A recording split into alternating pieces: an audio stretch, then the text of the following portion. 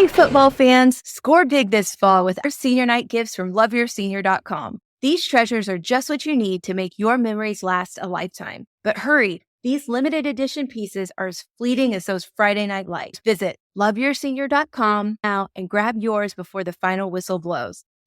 That's loveyoursenior.com. Here's a funnel, here's a product, here's a webinar, here's a low ticket, here's high ticket. Build this, do that, make content on every single platform, do this, do that, then do this, then do that. By the way, that formula has not worked for a lot of people. For the people that it has worked for, they've burnt out. There just isn't an acknowledgement of the reason that even happened. We've been following other people's mod. We've been not taught to think about business and to think about what the right business is for us. Well, hello, and welcome to Season 2 of the Simple and Smart SEO Show, the podcast for solopreneurs, service providers, and e-commerce sellers who want to learn the basics of SEO in all the places it shows up. I'm Crystal Waddell. I help Shopify store owners go from feeling like an SEO zero to your very own SEO hero in just one day using AI, UX, and other tech ninja moves. And I'm Brittany Herzberg, SEO and case study copywriter, helping service pros increase sales without being on 24/7, using the power of SEO, story, and social proof. Join us. We're just a couple of business besties who love learning and sharing what we've learned, as we show you how simple and smart SEO can be. So what are we waiting for? Let's jump in. We are jumping into part 2 of our previously recorded conversation with business coach Celi, Arias. Because they were told exactly what their business was supposed to look like. Here's a funnel, here's a product, here's a webinar, here's a low ticket, here's high ticket, here, build this, do that, make content on every single platform, do this, do that, then do this, then do that, then your next milestone of success is this, and then it's this, and then it's this, and then it's this. And you have people who that formula worked for, because by the way, that formula has not worked for a lot of people. But for the people that it has worked for, they've all burnt out. And they're all exhausted, and they're all quitting or shutting down programs and writing open op-ed letters explaining why and saying that they deserve to have a life. And they totally do. And they're totally right. And there's nothing wrong with quitting or shutting something down, by the way. I think there just isn't an acknowledgement of the reason that even happened is because we've been following other people's mod. We've been not taught to think about business and to think about what the right business is for us. And guys, like, business has been around forever. Not just since 2017 when we had this like online boom. Our societies are built on small businesses. People have been doing this for a long time. It looks all kinds of ways. You can have a business and it be profitable. I have a program called Roadmap to Millions because it's a roadmap of when you need to do certain things. Only because I notice that people try to do the really big things when they're ready for them. And then we have to go back and fill in the gaps. So that's why I created this roadmap. But I have people come to me and go, I think you're really great and I really like your content, but I don't even want 7 figures. And I'm like, cool, that's totally awesome. This is still for you. It's just a fun, catchy name, right? But at the end of the day, it's literally the step-by-steps of building blocks to business. But people come to me saying that shamefully. Can I be in your program if I don't want 7 figures? I just want to run my business and do my thing because I realize I'm no longer made for corporate, or I'm a new mom, or I no longer want a boss, or whatever it is. And I'm like, yeah, let's do it. I think that's something I've been noticing a lot is that we've been told what it's supposed to look like and what the formula is. And now that's breaking down. Yeah, it is. It's crumbling like it should.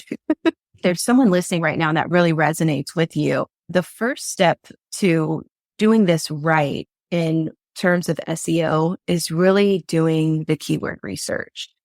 And I don't want to reveal all my secrets right now about keyword research and search volume and all these different things. That there's some things I've discovered about. I just started to lean in. I was like, yes. But there are strategies where you can manipulate in a positive way, as B's dad, Crazy Horse, would say.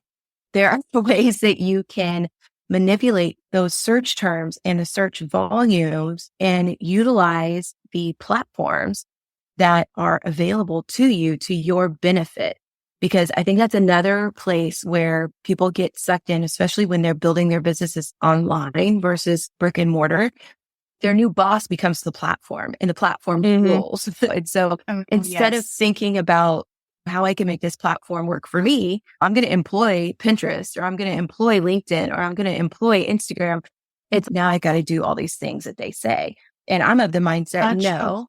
Yeah, they do whatever. Yeah, she came up with that last year, and it's brilliant. She had this whole list of these are the platforms and these are their jobs. I would add to what you were saying, Crystal, that like when you said start with keyword research, like internally, I was like, wait, I think, and where I start, and Celi knows this because I put her through the ringer too, you have to answer 3 questions first. Who are you helping? 2 is how are you helping them? And 3 is what do you want to be known for, or what do you want to be known as? Yeah, that's the big one. When you get those 3, then go like frolic in the keyword research fields, please. Yeah. And from a product seller perspective, this is where I dove in. You're talking about those perfect products, or the ones that align with like my energy and financially what those goals are, right? Like, how can I sell more of those? That's what I'm talking about. So that's where I started when I knew that, okay, these are the products that are selling well. These are the products that they're not as draining on my time or my resources or whatever. Okay, what are the words around those products? And really just building out that list. And it's not just a brainstorming exercise for the sake of an exercise, but it is one where I think we should approach it with an open mind, with 30, 45 minutes to just gather ideas. And there's keyword research tools that help with this. We've talked about keywords everywhere. Makes a huge difference. Just that in and of itself is a mind-blowing experience when you first dive into SEO and keyword research, because you're like, there are different words that people are using more often than others to describe what I sell. I sell wooden letters. So if I type wooden letters into the search bar, Google predictive text is going to tell me all of the top searches related to wooden letters. You're going to type it in. Google's predictive search is going to give you a drop-down menu. We've all seen it, but that's what it's doing. It's telling you what keywords are being searched the most.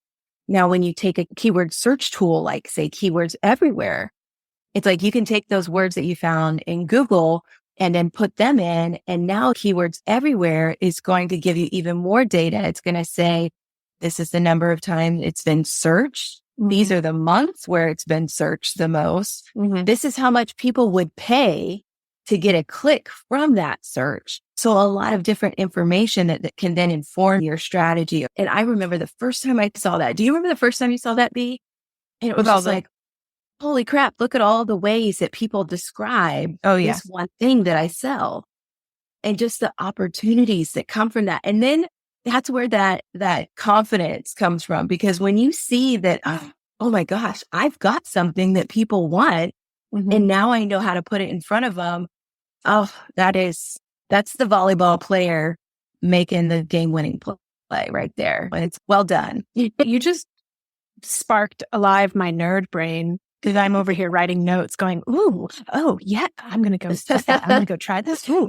So I'm going to turn the tables and I'm going to ask you guys a question. I love this. Go.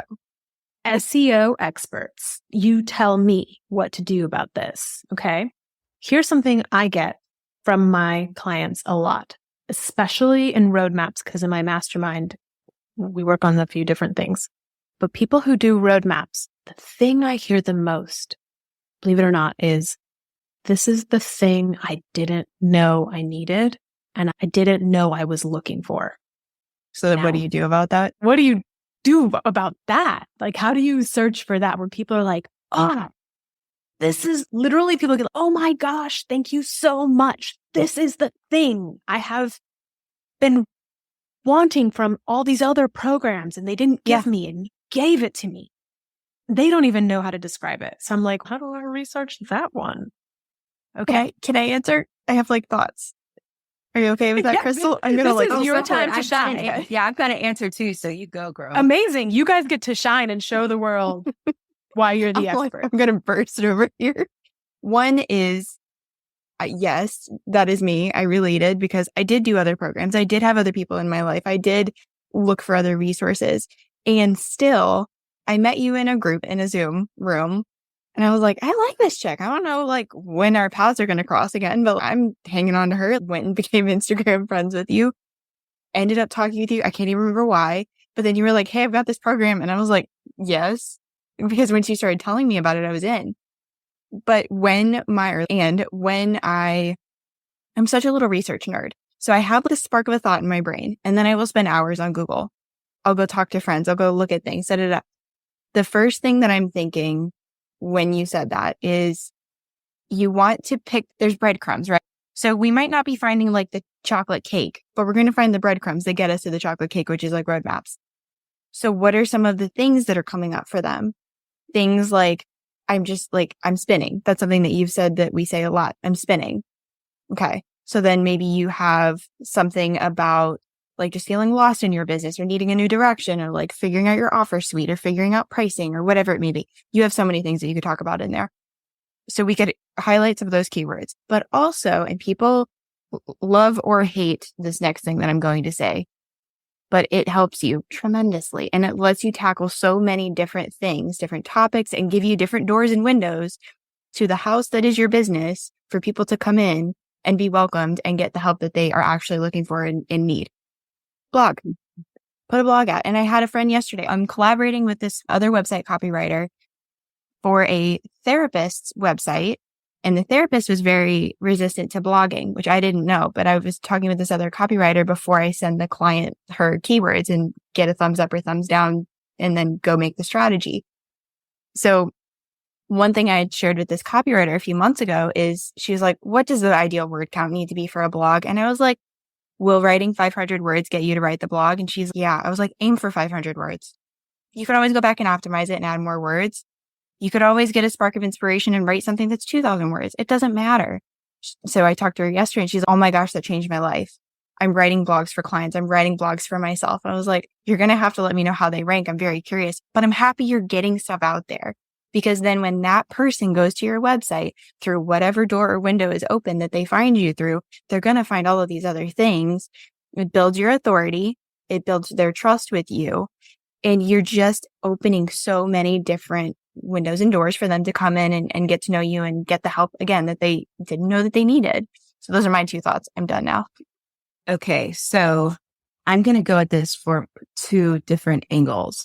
I'll pick up where we left off. Definitely with content.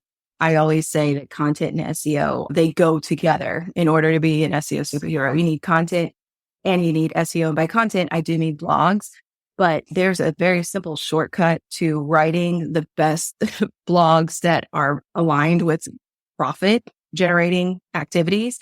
And that is a product called Surfer SEO.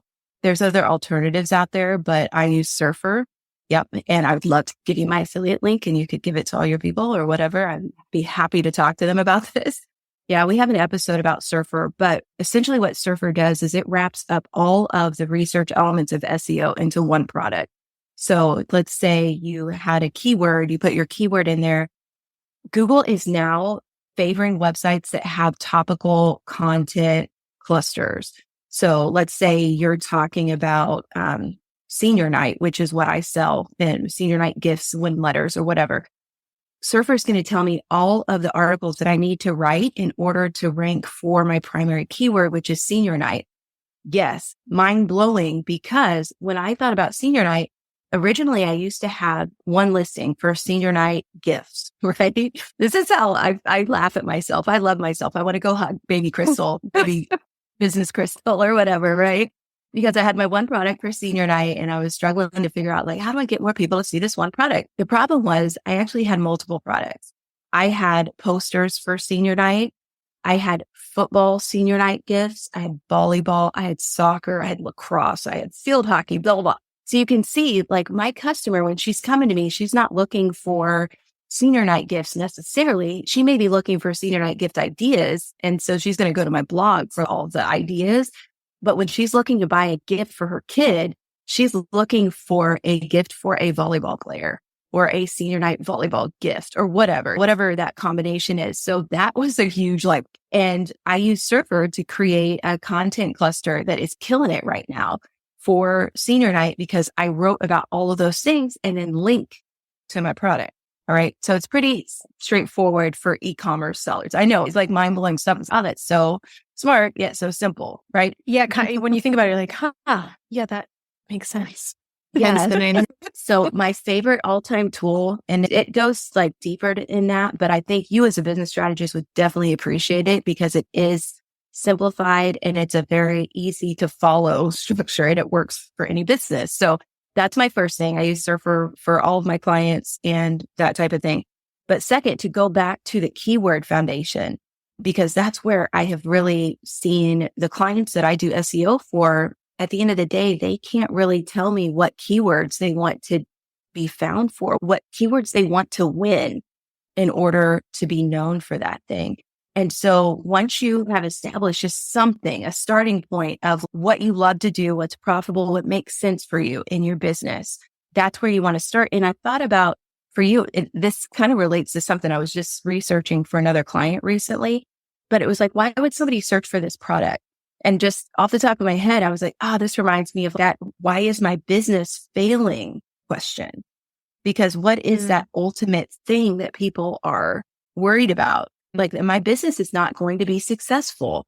And I don't know why. I remember when I had that thought myself, I found someone who taught me about pricing and about profit because I hadn't built those things into my product stuff. Like paying myself was like actually an expense that should come out before I talk about what's left over as profit, right? So those are just things that business owners who are not business professionals Wouldn't think of. Yeah. So you're saying that person would say, why is my business failing? Exactly. And I want to show you this little thread that I pulled on because when I looked up my business is failing, the keyword search volume for that was 50. There's 50 people searching for that specific thing. And I do want to make a caveat. Google says like something like 15% of their daily searches are new searches that have no search volume. So don't be afraid of words that don't have search volume or are low in search volume if they're very close to the bottom of the funnel. Yeah. Okay. Because some of them haven't even been searched yet. But as I pulled on that thread, I looked down there. A related keyword was why do small businesses fail? And that was 480 searches a month. So then another one was reasons for small business failure. It went back down to 170. But then I looked up the reverse, like how is a business successful or profitable businesses? And now we're up to 3,000 searches a month, 1,000 to 3,600 searches a month. But those are the types of things that you have to just sit with for a minute and say, what is the problem that my person is trying to solve? And then once you start pulling on those threads, and if you have a keyword search tool like Keywords Everywhere, it helps you visualize it and actually like manifest those correct words because you're like, oh, this is how they feel. And then this is how they feel. But that's how I would answer your question. If I was searching for your help, why would I be searching for your help?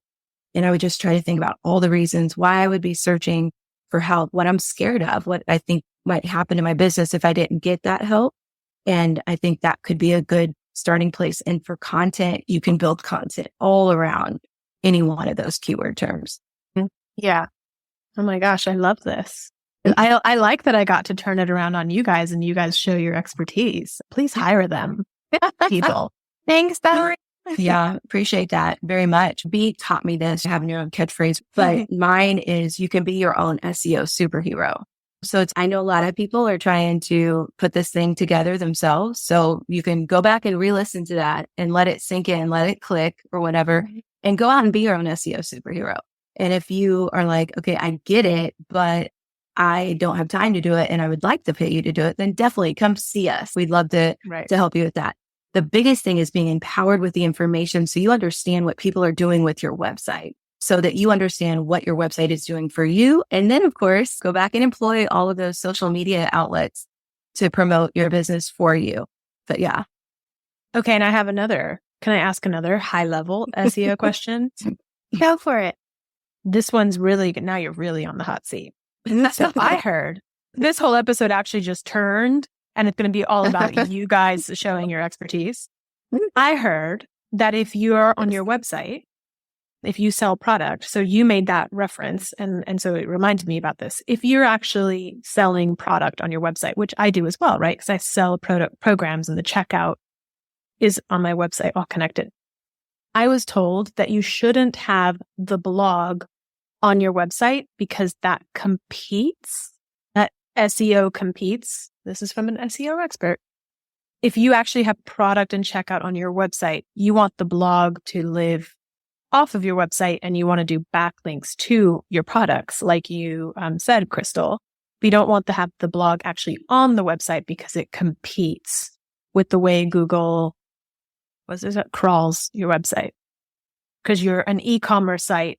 If you're like basically an e-commerce site, which you are and I am, it turns out, right? And you have a blog that they compete. That's all I understood because this isn't my language. You're So doing great here's an though. opportunity. You're hanging in Thank there. you. This is an opportunity for you guys to really speak to a very high level theory. What are your thoughts on that? You want me to go first? Okay. In the past, that may have been true. I don't know. I haven't been doing SEO for 30 years. Things change over time. So that may have been a practice in the past. Here's why I would disagree with it now. Number one, like I just talked about, Google is rewarding sites for topical authority. What this person was warning against is something called cannibalization. Let's use like a WordPress website, for example. If you have a plugin like Yoast SEO, I'm not a huge fan of plugins, but one thing I did like about one of my clients that had Yoast, when we were setting up a new blog within her blog, Yoast gave a warning that said, hey, you already have a blog that's named XYZ. And again, because I'm coming in, I don't know everything about their website. Sometimes something like that might happen. Yoast said, hey, this is a potential for cannibalization, change the name, change the keyword, whatever. So I was like, okay, that's great. So that's what you want to avoid, having multiple pages on your website going after a particular keyword. So that's the issue there. But that's different when you think about it under the umbrella of topical authority, because like I said, with Senior Night, someone may say that's not good to have all this Senior Night stuff on your website, but we just demonstrated there are 1,000 ways to do Senior Night, right? Mm-hmm. So those are not cannibalizing each other because they're actually things that people would search individually, not holistically. Some people might search it holistically, but some people might search it by individual topic areas. So we want to build that umbrella of topical authority. The other thing is internal linking is one of the most powerful strategies for SEO. And you cannot internal link from an external blog. So what we have talked about on this podcast is like offsite SEO strategies are from websites like an offsite blog that point back to your website. Okay, if you have the capability to do something like that's probably going to help. But you also have to consider the domain authority of your external blog. If your domain authority of your external blog is like 5 on a scale of 1 to 100, do you want to worry about building domain authority for 2 different websites, blog and your main website? And because a link from a domain authority 5 blog is not going to do your main website a whole bunch of good. Topical authority, internal linking, those are the things that are really going to benefit your website. And with internal linking and a good blog that has a topical authority approach, a strategy, you can then link from your blog to your products and you're winning. You heard it here first. And to piggyback on that, the thing that I like to do is, okay, if someone's telling me that internally, it just feels wrong. So I'm like, let me go search for the opposite to be true. And I started wondering, okay, are they thinking of this specifically for an e-commerce store where there are, like Crystal has the wooden letters, where someone might be selling candles? Like, is that the kind of thought? So I was like, can you have a blog and a store? And instantly, of course, Shopify pops up and it's like, your Shopify online store comes with a built-in blogging engine. Then it doesn't really make sense that we would want to keep them separate, even if we didn't know the information that Crystal just shared. And moreover, internal linking, I was definitely going to talk about, because that, if you have nothing else, like I talk about Haro a lot, helpareporter.com. Get yourself out there, get yourself seen in blogs and features and pitch yourself to podcasts and things like that. Because again, with the domain authority, that is just like the report card score for your website for how much search engines are like, you should trust what they're saying. They know what they're talking about. So that's a good thing. The higher the score, the better you're doing. Google doesn't even have 100 though. So like straight A students like me, let it go. We want the domain authority to be higher. We want the links to come to our website from high domain authority having sites. But if you don't have features yet, the best thing you can do is tell search engines how to go through and navigate your website, is to tell your people, your readers, how to go through and navigate your website. How do you do that? By internal linking. All of that is literally just like writing a blog and saying, hey, if you want this service or if you want this product, it's over here in the store, go get it. So that's a duh thing to do when you know that information. So definitely the internal linking. And if you ever hear something and just internally, if you're like me and it's that doesn't sound right, just go and look for the opposite to be true. Amazing. I don't know if you guys have got what you needed from this episode, but I learned that my nerd brain is really happy right now. And Crystal's dog is really happy with her. So I feel like everyone is really happy. Yeah. That's awesome. Could you tell us a little bit about where people can find you? I love the questions. I see this as a potential direction for our podcast to go. I love speaking with someone like you, Celi, that appreciates just the thought process behind things. So thank you so much for being here. Yeah. Thank you for answering my questions. I'm like, hi, meet Celi, the rule breaker. I'm coming on your show and I'm asking you questions. I love it. I knew this is going to be good. To your point about LinkedIn, I go on there and I post my reels. I'm all about breaking the rules. I'm like, sorry, LinkedIn, this is me. Sorry, this is how I show up. I make funny business reels. I hope you guys can appreciate it. Yeah, where to find me? One of the things that I give people for free is my quiz, because I always say, in order to get to the party where everybody wants to be, number one, you need the address, but number two, you need to know your starting point. You need the address, which is your vision, and you need the starting point. That's how you put it into the GPS for it to tell you how to get there and estimate your time. So you need to know where you are in business and how much you have done in the pillars of business and how much you need to work on to get there.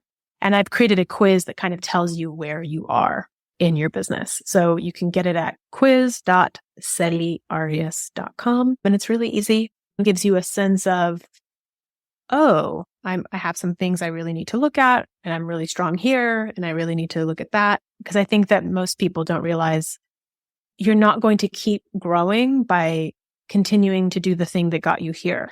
Yeah. You're going to keep growing by strengthening and being able to look at other areas of your business that you've been neglecting. So that's the easy way to find me. I love it. And I'll just add like my 15th plug for Red Maps Millions. Everyone should go check it out.